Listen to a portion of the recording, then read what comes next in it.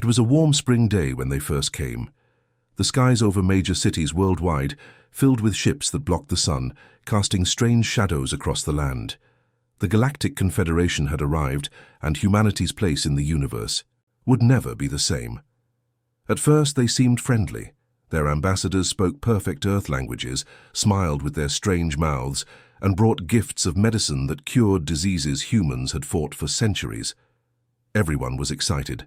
First, contact had finally happened, and the aliens weren't hostile. News channels ran non-stop coverage. Children stayed home from school to watch the historic meetings between Earth's leaders and the tall grey-skinned visitors. Admiral Park sat in the United Earth government's main chamber, watching the alien representative Tolnak speak. Something felt wrong. The Admiral had spent 40 years in military intelligence, and he recognized the signs, the slight pauses before certain topics, the carefully crafted phrases that promised much but committed to little.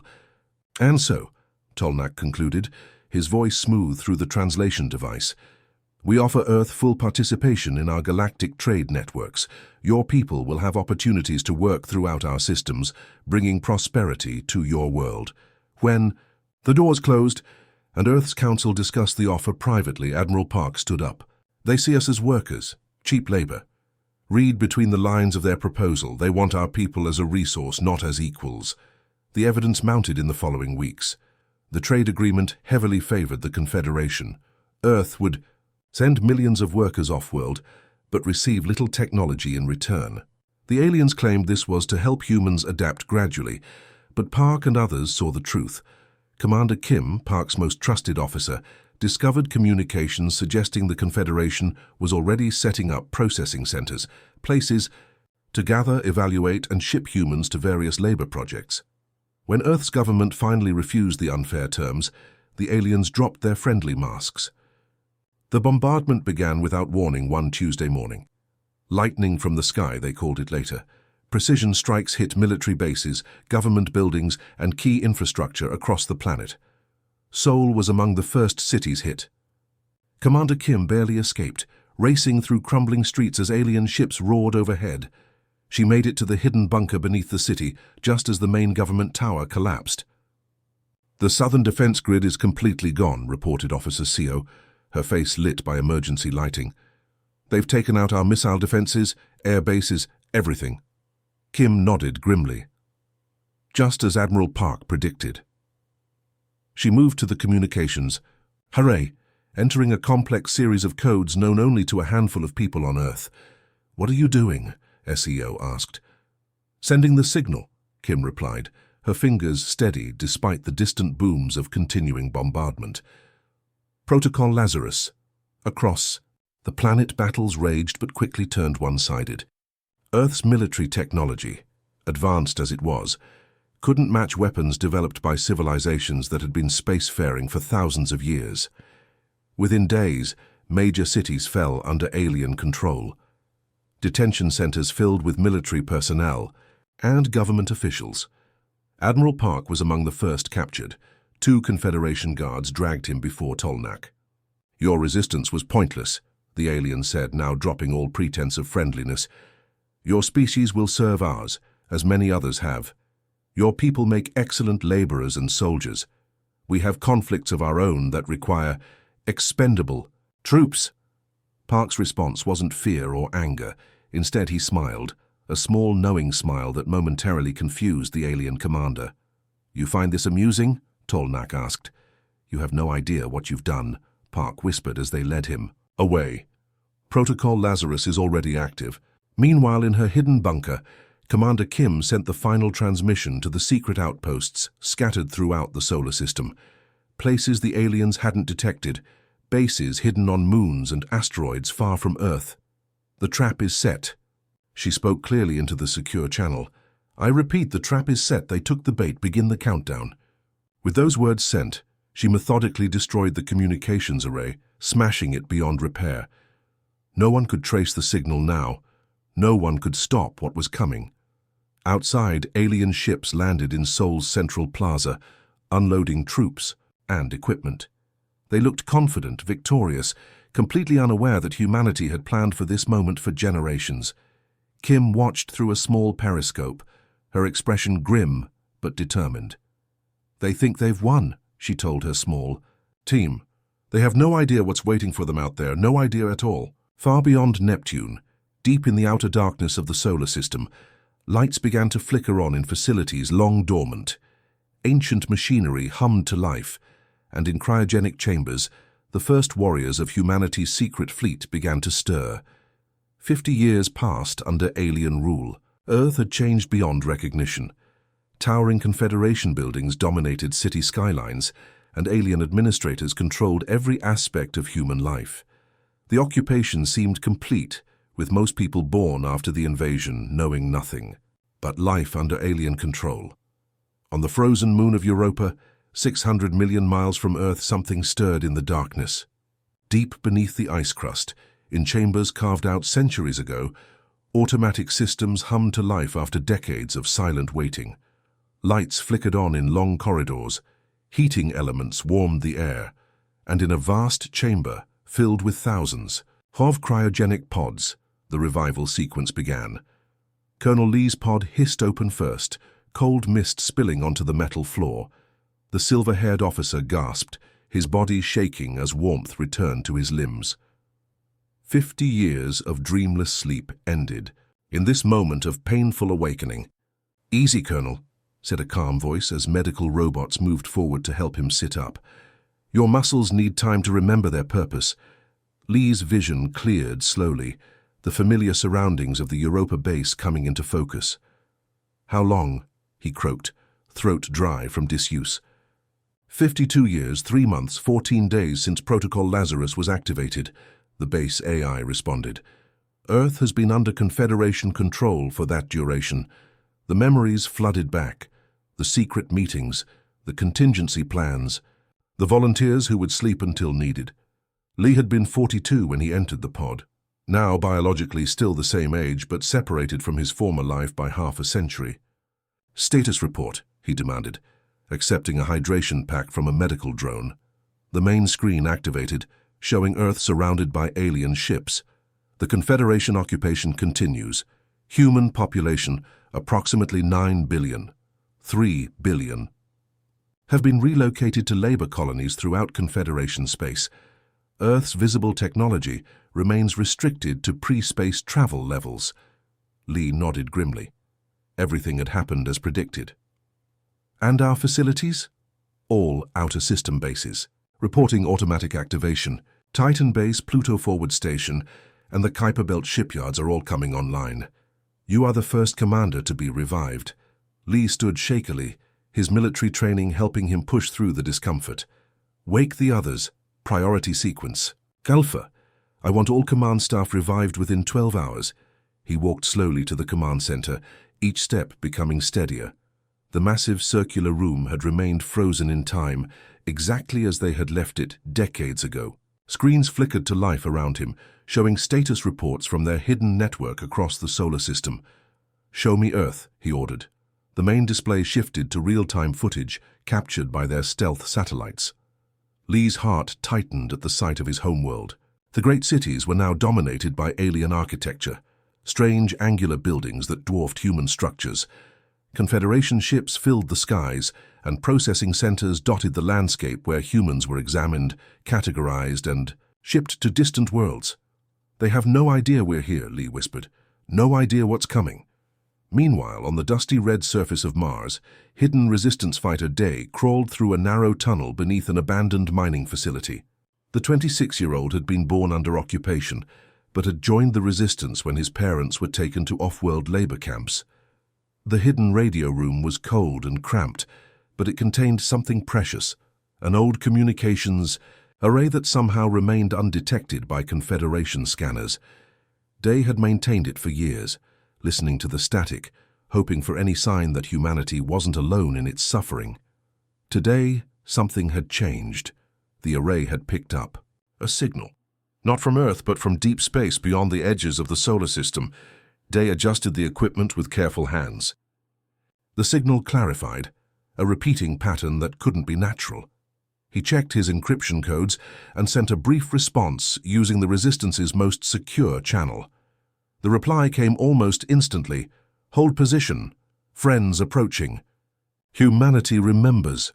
Day stared at the message, his hands shaking.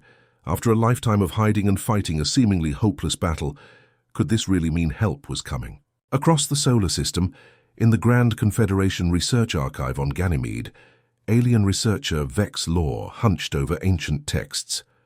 The small, grey-skinned xenoarchaeologist had spent decades studying vanished civilizations, particularly the mysterious species known only as the Builders. Today he had found something disturbing.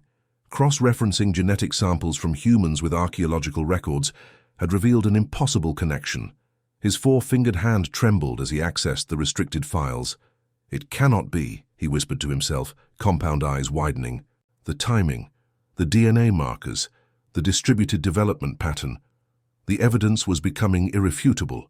The Builders, a species that had mysteriously vanished approximately 15,000 years ago after establishing a vast defensive network throughout the galaxy, shared key genetic markers with humans. The implications chilled him. The Confederation's historical records spoke of the Builders with fear. They had been technologically superior, strategically brilliant, and utterly ruthless when threatened. And they hadn't just disappeared, they had deliberately hidden themselves. If humans were their descendants or some kind of genetic offshoot. Vex Law looked up at his office window, which offered a view of Earth hanging in the black sky. The primitive species they had so easily conquered 50 years ago might be something else entirely.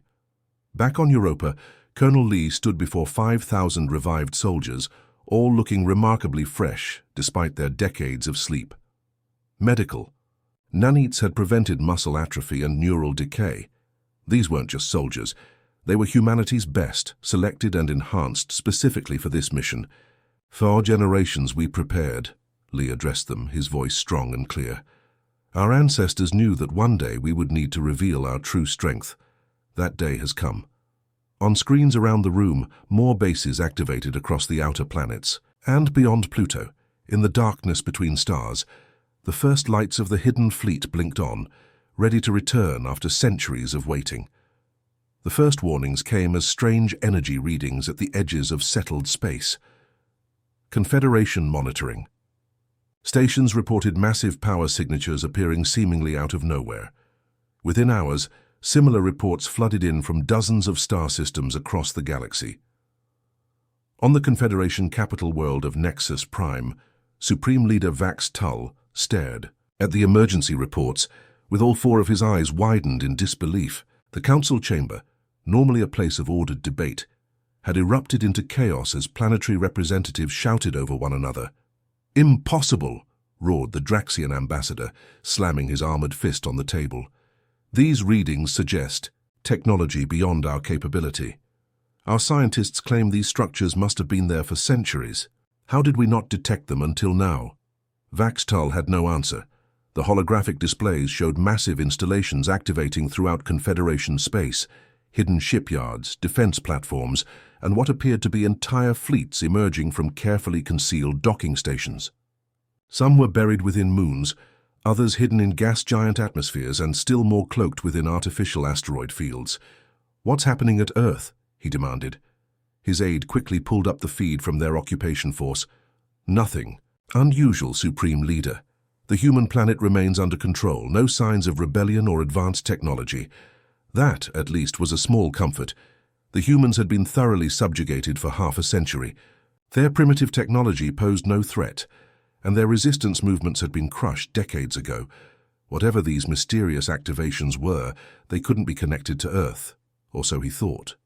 Deep in unexplored space, aboard the newly awakened dreadnought Eternal Vigilance, Fleet Admiral Song walked the gleaming bridge of humanity's flagship. The massive warship stretched over 3 kilometers from bow to stern, its hull composed of materials no Confederation scientist had ever encountered. At 57, Song had spent most of her adult life preparing for this moment. Born in a secret colony beyond Neptune, she was third-generation military, descended from the officers who had made the greatest sacrifice, leaving Earth behind to build humanity's true defense force. "System check complete, Admiral," reported her executive officer. All ships reporting ready status. The fleet awakening protocols are proceeding on schedule. Song nodded, watching as the tactical display showed hundreds of green dots representing human vessels coming online across the galaxy. For centuries, while Earth remained visible and seemingly primitive, humanity's secret colonies had spread outward, establishing hidden outposts and shipyards. They had moved slowly, carefully, always staying beyond the reach of other civilizations' sensors. The bridge crew stood at attention as she moved to address them. Most had been in cryo-sleep. For decades, awakened only when needed for critical missions or training. They were the best humanity had to offer, not just soldiers but the guardians of a terrible secret. Our ancestors were wise, Song began, her voice carrying across the silent bridge. They foresaw that humanity might one day face extinction from beyond the stars. Rather than place all our hopes on a single world, they split our development path. Earth remained visible, a seeming backwater, while we expanded silently among the stars. She gestured to the tactical display showing the Confederation worlds that had so foolishly attacked Earth 50 years earlier. When the Confederation discovered Earth, they found exactly what we wanted them to find: a seemingly primitive species confined to their home system. What they didn't realize was that Earth was our honeypot, our early warning system. By attacking Kit, they revealed themselves as a threat. The trap worked perfectly, said Commander Ryu, her tactical officer. They focused all their attention on Earth, never thinking to look beyond. Song's expression hardened. And now they will learn the truth. Begin the approach. All ships, battle formation Delta. Across Confederation space, the impossible happened. Massive warships appeared near major worlds, their sudden arrival defying known physics. These weren't small vessels. They were city-sized behemoths that dwarfed the largest Confederation battle cruisers.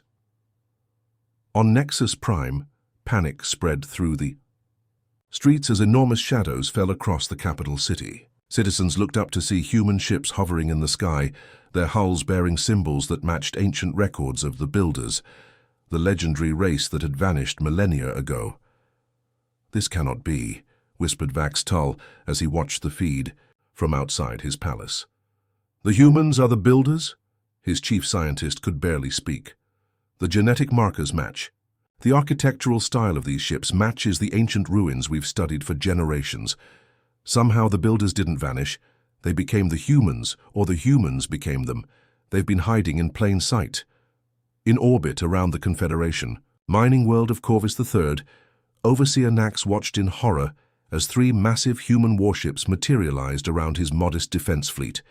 His ships looked like toys beside these giants. "Unknown vessels," he broadcast, trying to keep his voice steady. "This is a Confederation-protected world. State your intentions." The response came in perfect Confederation standard language. "This is the Human Federation warship Retribution. Your mining operation on Corvus III contains 8,000 Earthborn humans forced into labor. You will release them immediately, or be destroyed." Nax had never seen technology like this. His scans couldn't even penetrate the hulls of these vessels. "But the humans are primitives," he stammered. "They have no space fleet." A bitter laugh came through the communication channel. "Look again, Overseer. Earth was just one small part of humanity. We've been watching you for centuries." Aboard the Eternal Vigilance, Admiral Song received reports of successful first contact across 27 systems. The Confederation forces were offering no resistance. They were too shocked, too overwhelmed by the sudden appearance of a vastly superior force. "Admiral," called out her communications officer, "we're receiving a direct transmission from Earth Command. Colonel Lee reports all outer system bases fully operational. Earth resistance forces are standing by for the liberation signal." Song allowed herself a small smile. "Send the authorization. It's time to reclaim our homeworld." On the main view screen, she watched as more of the fleet revealed itself, vessels that had hidden for generations waiting for this moment. The ships moved with impossible grace despite their size, their drives leaving no energy wake that Confederation sensors could detect. "The Confederation thought they found a primitive species easy for conquest," she said quietly. "Instead, they woke the guardians of the galaxy. and now they'll learn why our ancestors were both honored and feared. As the first wave of human warships advanced deeper into Confederation territory, reports flooded in from across settled space. The primitive humans, subjugated for 5 decades, were actually the legendary builders, architects of the galaxy's most fearsome weapons and most advanced technology, and they had returned to reclaim what was theirs. The liberation of Earth began at dawn. Across the planet, hidden resistance cells activated simultaneously, rising up against their Confederation oppressors. But this was no desperate last stand with makeshift weapons. This was something else entirely. General Han stood on a hillside, overlooking what had once been Shanghai, now a sprawling Confederation administrative center. Beside him, 24 soldiers waited silently, their armor unlike anything Earth's visible military had ever produced. Sleek, dark, and form-fitting, it seemed to absorb light rather than reflect it. "Remember," Han told his troops, "minimal casualties where possible. Many of these aliens were born after the invasion. They're just following orders." He raised his hand, then dropped it in a swift cutting motion. The signal was sent. Across the city, strange devices activated simultaneously. Confederation communication systems went silent. Their weapons lost power. Even their vehicles froze in place, rendered useless by technology they couldn't comprehend. "Now," Han ordered simply. His soldiers moved with impossible speed, crossing the distance to the city's edge in moments. To any observer, they might have appeared to teleport. The technology in their suits allowed them to phase shift, moving through a different dimensional layer before reappearing. Within minutes, they stood inside the main administrative tower. The alien officials looked up in shock as human soldiers materialized in their secure command center. "This facility is now under human control," announced Han, his voice calm. "All Confederation personnel will surrender immediately." The head administrator, a tall, gray-skinned alien named Polvex, stood trembling. "How did you get in here? This is impossible." Han didn't bother explaining. Instead, he gestured to the window. Outside, enormous shadows darkened the sky as human warships descended through the clouds. Not the crude vessels the Confederation believed humans capable of building, but massive ships of the ancient fleet, each one larger than the Confederation's greatest battlecruiser. "Your occupation ends today," Han said simply. Similar scenes played out across Earth. In London, Paris, Nairobi, and Buenos Aires, liberation forces equipped with technology bordering on the miraculous made short work of the occupation troops. Most surrendered without firing a shot, too stunned by the sudden appearance of advanced human forces to offer resistance. In orbit, Admiral Song's flagship took position above the former United Nations headquarters in New York. The enormous vessel, over 3 kilometers long, dwarfed the Confederation command ship that had overseen Earth's subjugation for 50 years. "Open a channel to all Confederation frequencies," Song ordered. "I want every species in their alliance to hear this." Her communications officer complied, and Song stood before the transmission array, her uniform bearing symbols that matched the ancient builder artifacts found throughout the galaxy. "Attention all Confederation forces and leadership," she began, her voice transmitted to thousands of worlds simultaneously. "I am Fleet Admiral Song of the Human Federation. For 50 years you have occupied Earth, believing you conquered a primitive species. You were deceived." She paused, letting the weight of her words sink in. "Earth was our visible homeworld, but not our only home. While you focused your attention there, humanity has maintained a hidden presence throughout this galaxy for thousands of years. Your invasion triggered our return. The transmission showed images of human fleets appearing near major Confederation worlds, massive ships that made their greatest weapons look like children's toys. My ultimatum is simple. Surrender all individuals involved in planning and executing Earth's invasion for trial under human justice. Withdraw all forces from human space immediately, and release all human laborers from your colonies. You have 48 hours to comply or face extinction." The transmission ended, leaving stunned silence across Confederation space. Within hours, their unified government began to fracture as several species broke away, desperately seeking separate peace with humanity. On Earth, the liberation continued. The Confederation prison camps were opened, and millions of captives freed. Among them was Admiral Park, now an old man who had spent 50 years in detention. When Han found him, the Admiral was sitting calmly in his cell, looking as if he'd been expecting this day all along. "You kept the faith," Han said, helping the elderly officer to his feet. Park smiled weakly. "I never doubted. Protocol Lazarus worked exactly as planned." Meanwhile, in the Central Asian Confederation headquarters, Commander G met with representatives from alien species who had opposed the original invasion. These potential allies had been summoned to hear the truth about humanity's long absence from galactic affairs. The room was tense as G activated a holographic display showing the space beyond the galaxy's edge. "What you see here is the real reason humanity went into hiding thousands of years ago," she explained, pointing to strange dark formations moving slowly toward the Milky Way. "We detected these entities approaching our galaxy. They are not like us, not like any life we've encountered before. They consume worlds, strip them of all resources, organic and otherwise." The aliens watched in horror as the simulation showed these dark masses engulfing star systems, leaving nothing behind. "Our ancestors faced a choice," G continued. "Warn the younger species of the galaxy and risk panic, or work silently to prepare our defenses. They chose the latter. For 15,000 years, we've maintained a hidden presence, building weapons and monitoring the approach of these entities." "Why reveal yourselves now?" asked one of the alien representatives. "Because the Confederation's attack on Earth disrupted our defense network. It activated our contingency protocols earlier than planned, and now we have less time to prepare than we should have." Outside, through the large windows of the meeting room, they could see liberation forces continuing their work. Earth was being reclaimed with remarkable efficiency. The advanced technology the human forces wielded seemed almost magical.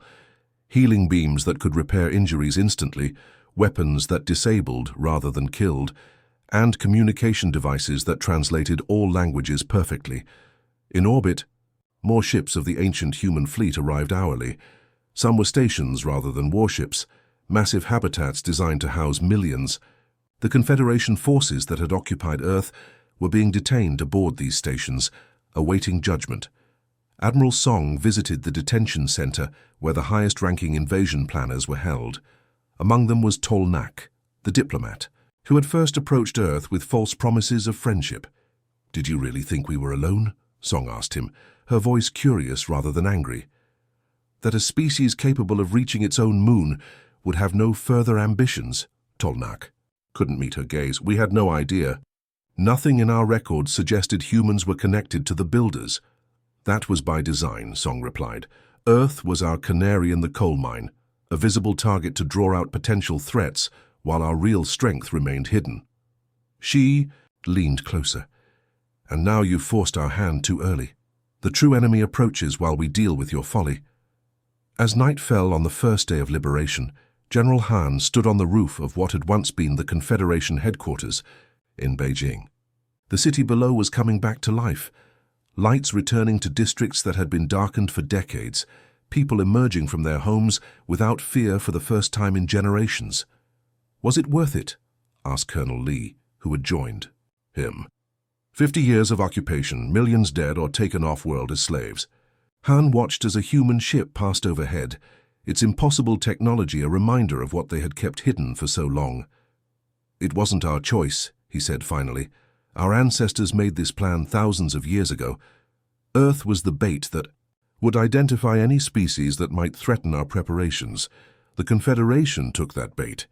He turned to look at his old friend. "Now we know who our enemies are, and who might be our allies when the real threat arrives." 3 months after Earth's liberation, the galaxy had transformed. Where once the Confederation had ruled through military might and economic pressure, a new order was taking shape. The massive human fleet now patrolled the spaceways, their technology so advanced that resistance was unthinkable, yet the expected revenge never came. No Confederation worlds were bombarded, no alien species enslaved as humans had been. Instead, humanity established something new, a galactic assembly where all spacefaring species could have a voice. On the newly constructed station orbiting Jupiter, representatives from 87 formerly Confederation worlds gathered in the great circular chamber. The architecture was unmistakably human, but incorporated elements from all major galactic cultures, a physical symbol of the new approach. Elder Choi stood at the central podium, her weathered face displaying the calm confidence of someone who had witnessed centuries pass in cryogenic sleep. At 213 years old, she was one of the original architects of humanity's hidden expansion, awakened specifically to guide this transition.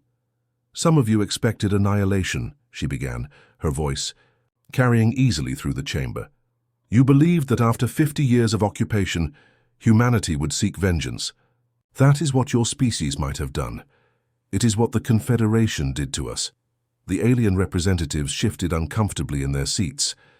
Many had indeed expected the worst when the human fleet revealed itself. But vengeance is a luxury we cannot afford, Choi continued. Not with what approaches our galaxy. She activated the central hologram. The vast chamber darkened as a three-dimensional map of the Milky Way appeared, rotating slowly. At its edges, dark masses moved inward, entities, without clear form, their presence indicated only by the stars that winked out as they passed. "We built our fleet not for conquest but survival," Choi explained.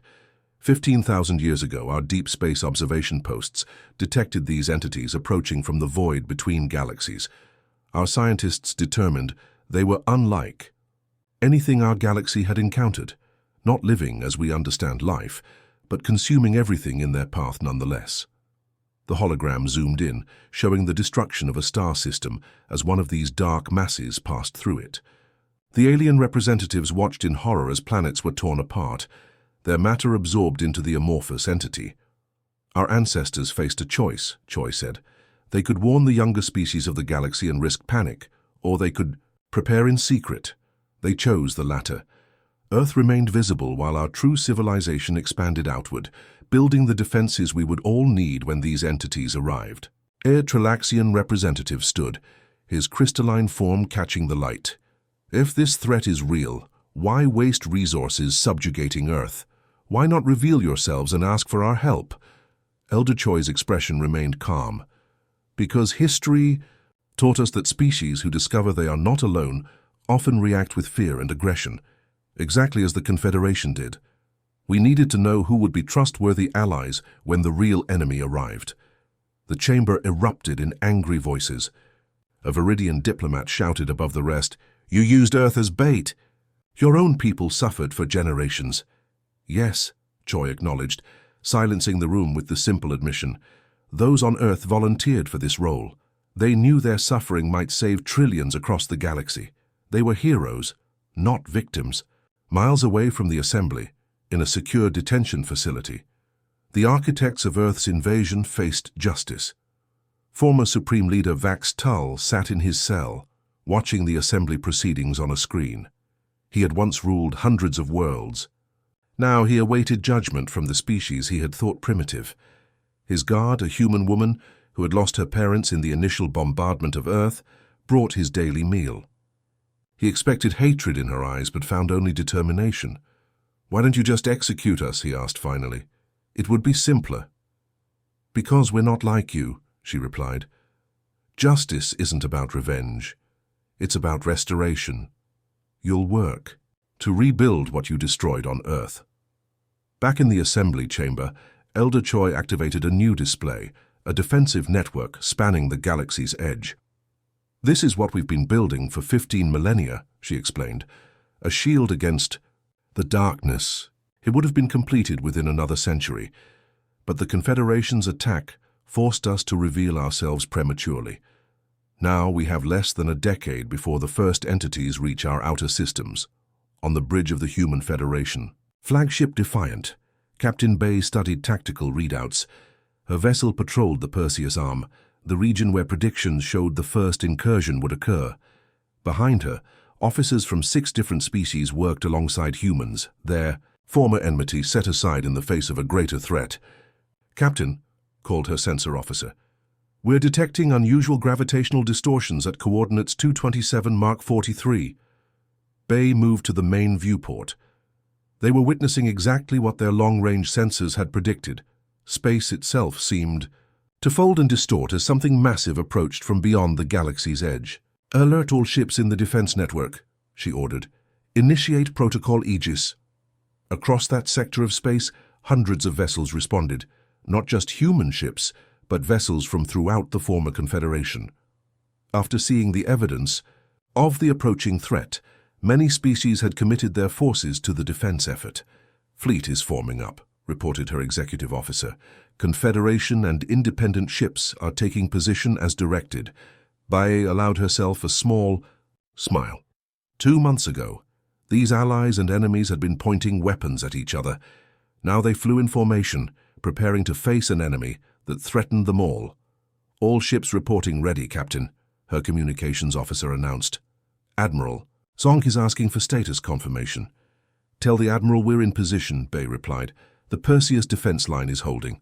On her tactical display, she could see the gathered fleet, human vessels of impossible size and technology, alongside the smaller but still formidable ships of their former enemies. Behind them, the first line of defense platforms powered up, their energy signatures brightening as ancient systems activated. As the distortion grew, Bai opened a channel to all ships in her battle group. "This is what we prepared for across thousands of years," she told them. "Not conquest, not domination, but survival. Every species in this galaxy now faces the same enemy. Our differences mean nothing compared to what comes from beyond." The first tendrils of the extragalactic entity began to materialize, darkness reaching into their reality like grasping fingers. The forward sensors registered energy drains as it began its feeding process, attempting to consume the very stars themselves. Bai stood on her bridge, watching as allied and former enemy ships formed up alongside the human armada. Ships that weeks earlier might have fired upon each other now moved in coordinated patterns, preparing to defend all life in the galaxy. "Together," she said, both to her crew and to all ships linked in the battle network, "or not at all." The defense platforms fired in perfect synchronization, their beams connecting to former energy web that pushed back against the encroaching darkness. The entity recoiled, encountering resistance for the first time in its mindless journey across the cosmos. On thousands of worlds throughout the galaxy, beings looked upward at their skies, unaware that the battle for their existence had begun. But in the new galactic assembly, Elder Choi watched the tactical displays with quiet confidence. "This is why we hid," she told the assembled representatives. "This is why we built, not for power, but for preservation." As the battle raged at the galaxy's edge, humanity's long secret was finally revealed in full. They had never been conquerors. They had been guardians all along, preparing for this moment across 15,000 years of silent vigilance. And now, against the darkness between galaxies, they would not stand alone.